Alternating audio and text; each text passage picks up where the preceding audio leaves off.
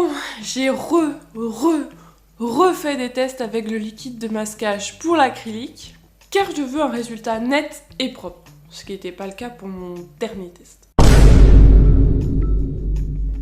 Pour rappel, le liquide de masquage permet de cacher une zone et de repeindre par-dessus, en gros. Alors la première fois, j'ai mis du drawing gum directement sur mon papier.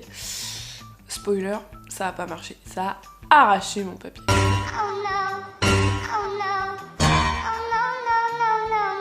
Donc, soit c'est le drawing gum qui est pas assez bien, soit c'est le papier, on sait pas.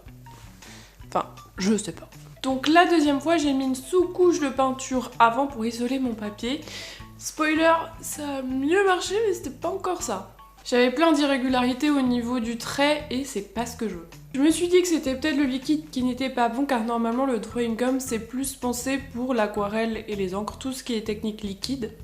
Je me suis donc acheté un liquide de masquage chez Liquitex qui est vraiment pensé pour les techniques à l'acrylique. Avec mon liquide de masquage Liquitex, ça a plutôt bien marché, mais c'est pas encore ça, j'ai toujours pas les traits nets que je veux. Donc j'ai tenté avec une gomme crêpe qui permet d'enlever plus facilement tout ce qui est liquide de masquage, que on m'a conseillé aussi dans les commentaires. Et c'est vrai qu'elle est super dure, et en fait en enlevant elle s'accroche au liquide, donc c'est vraiment super pour pouvoir enlever.